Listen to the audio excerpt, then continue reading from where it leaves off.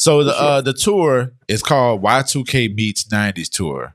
So Yes. and I know you explained it a little bit earlier, but it is a matter of meshing up those two genres. And I know you spoke about. I mean, people talk about it often about the '90s and the 2000s R&B being.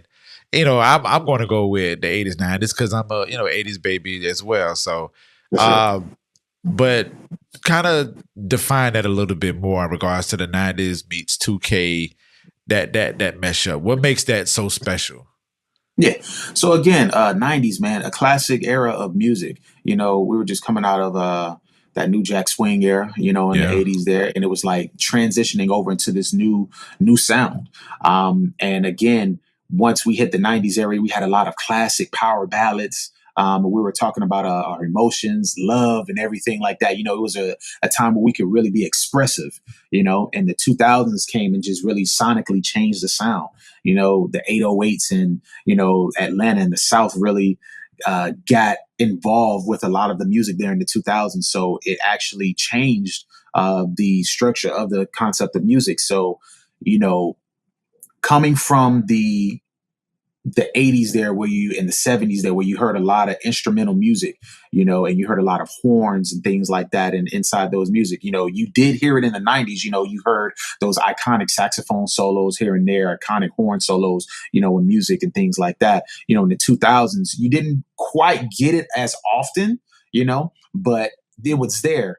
But what we decided to do with Orchestra Noir is bring that in a totally different aspect, strings, full rhythm section. And usually you're so used to hearing the vocals presented there by someone singing it, but Yeah. total different concept. We have those actual horns there actually playing part as those vocalists, taking charge there and bringing it to you in a different way, a different way that you probably never heard it before. Right. And then speaking of different ways, one of the different things that I love that I saw, man, when y'all came to Jacksonville, y'all was in all white. Y'all was all white.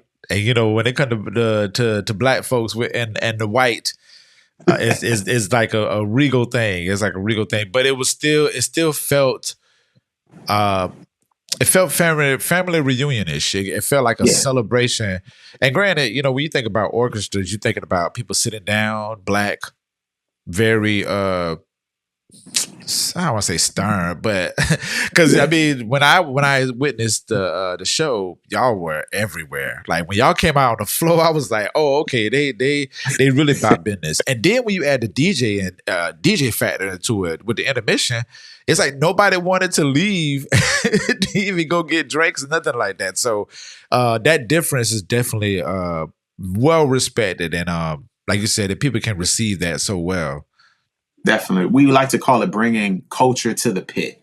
Yeah. So it's like, a lot of the musicians there, attended HBCUs as well too, are classically trained, so we got the both of best worlds, so we wanted to bring that experience, we wanted to stay true to who we are as well too, attended HBCU myself, the greatest HBCU there ever was, there ever is, Florida Agricultural Mechanical University. So reminiscent of homecoming and all those, epic parties and being on the set and everything like that. It was just a good time. It was a good, wholesome, good time, and we wanted to bring that, to this setting, where everybody can enjoy themselves and be themselves, and be unapologetically black, and that's it. Just not black, but any culture, if you're white, black, Hispanic, come get some of the culture, come get it, come get it, come get experience, come taste it, come see what it's actually about, come see it in person and just know that, we can party, but we can also play music, we can give you everything, we can give you everything. We're going to show you that we can do that all in the show.